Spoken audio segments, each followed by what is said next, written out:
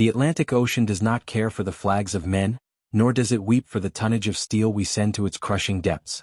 In the winter of 1917, the sea was a cold, gray throat waiting to swallow the world. My name is Captain Silas "Grit" Vance, and I command 80,000 tons of American pride known as the USS Oklahoma.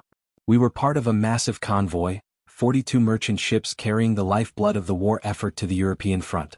We expected U-boats. We expected the German high seas fleet to emerge from the mist with their Krupp cannons roaring. What we found instead was a predator from the stars that had made our oceans its hunting ground. It didn't want our cargo, it wanted to erase our presence from the waves. The morning of the incident began with a silence that was louder than any storm. The wind died, the waves flattened into a sheet of oily lead, and the horizon vanished into a thick, supernatural fog that smelled of ozone and rotting kelp. "Captain, the USS Jacob Jones is gone," the executive officer whispered, his voice trembling. One second she was on the starboard flank and the next, the water just opened up. No explosion. No debris. Just an empty patch of ocean. I didn't wait for a second report. I knew. The stories from the French trenches weren't myths. The tripods on land had siblings in the sea. Sound general quarters. All hands to battle stations. Man the main batteries and prep the depth charges. If it moves beneath the hull, I want it to feel the weight of every pound of iron we have. The alarm bells shrieked through the steel corridors of the Oklahoma, a frantic rhythmic metal scream that sent 3,000 sailors rushing to their posts. Below decks, the coal passers worked with a demonic fury, shoveling black coal into the furnaces to bring the boilers to a full head of steam. I could feel the ship begin to thrum beneath my boots, the heartbeat of a giant waking up for a fight. Suddenly, the ocean 1,000 yards to the port side erupted. It wasn't a geyser of water from a shell hit, it was a slow, terrifying displacement of the abyss.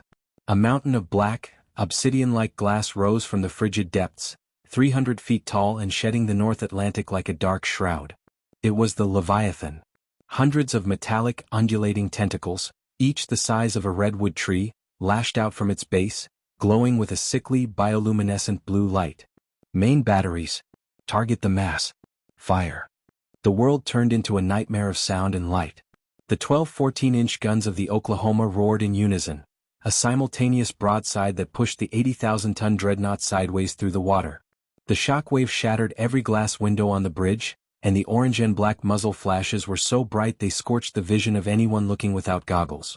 The heavy shells, each weighing 1,500 pounds, slammed into the Leviathan's obsidian hide. I watched through my binoculars as the steel-capped projectiles sparked against a shimmering blue energy field. They didn't bounce, they detonated against the barrier, creating a wall of white fire that momentarily blinded the alien creature. "It's got a shield. Like the tripods in the Argonne." My exo roared over the thunder of the guns. "Keep firing. I don't care about shields. Every wall breaks if you hit it hard enough. Shift to armor piercing. Aim for the glowing veins." The Leviathan responded. Its central mass pulsed with a terrifying high-pitched whine that made the teeth of every man on deck ache. From its underside, it launched void torpedoes, spheres of distorted blue light that skipped across the surface of the water with impossible speed. Hard to starboard. Full emergency power. The Oklahoma groaned as the rudder swung. The ship heeled so hard to the port side that the waves began to wash over the main deck. One of the void torpedoes missed our bow by 10 feet, hitting a trailing destroyer, the USS Cassin. There was no fire. The destroyer simply warped. The steel of the hull twisted like liquid, the ship being compressed into a ball of scrap metal in a heartbeat before disappearing into the water. "They aren't sinking us. They're deleting us," a lookout screamed. "Fire."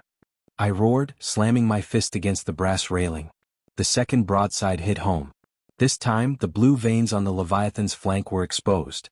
The shells tore through the obsidian plating and for the first time the alien shrieked. It was a sonic blast that shattered the eardrums of the men on the exposed decks, a sound that felt like the ocean itself was screaming. A thick, glowing green ichor alien blood sprayed into the air, hissing as it met the salt water. The Leviathan didn't retreat. It lunged. A massive tentacle, covered in hooked, metallic barbs, whipped out of the water and slammed into the Oklahoma's forward deck. The steel of the dreadnought crumpled like paper. The tentacle wrapped around the number 1 turret, the massive 14-inch guns being bent like pipe cleaners as the alien tried to drag the ship into the abyss. Snare cutters. Axe teams to the deck. Secondary batteries target the arm. The 5-inch guns along the side of the ship opened up, a frantic staccato fire that chewed into the alien tentacle. Sailors rushed onto the deck with industrial torches and axes, fighting the barbed hooks while the ship groaned under the massive weight. The Oklahoma was tilting, the bow dipping toward the gray waves. "He's dragging us down. Captain, the boilers are flooding." "Not while I'm breathing. Reverse engines. Full astern. We're going to tear that limb off." The propellers of the Oklahoma churned the sea into a white froth. The two giants, one of steam and iron, one of flesh and stars, locked into a tug-of-war for the soul of the Atlantic. The steel cables snapped, the rivets popped like bullets, and the sound of the hull twisting was a symphony of agony. Now, number 3 and 4 turrets. Point blank. Fire. The rear guns, now clear of the spray, rotated toward the main body of the Leviathan. They fired at a distance of less than 500 yards. The impact was absolute. The armor-piercing shells buried themselves deep into the alien's central core before detonating. The Leviathan's shield shattered in a spray of blue sparks. The explosion tore the creature open, a pillar of green fire and obsidian shards erupting from its chest. The tentacle around our turret went limp, sliding back into the sea with a heavy, wet thud. The creature let out one final, subsonic vibration that shook the Oklahoma so violently that the mainmast snapped. Then the mountain of black glass began to sink. It didn't submerge, it died. The light in its veins flickered and went dark, and the ocean rushed into the massive crater in its side. As the Leviathan disappeared into the dark, it created a whirlpool so powerful it tried to pull the Oklahoma down with it. We fought the current for an hour, our engines screaming, the smoke from our funnels thick enough to hide the sun. When the fog finally lifted, the sea was empty. The convoy was decimated. Of the 42 ships, only 6 remained. The USS Oklahoma was a scarred, twisted wreck, her forward deck a mess of ruined steel and her guns silent. I stood on the bridge, my face covered in soot and salt, looking at the gray horizon. There was no victory cheer.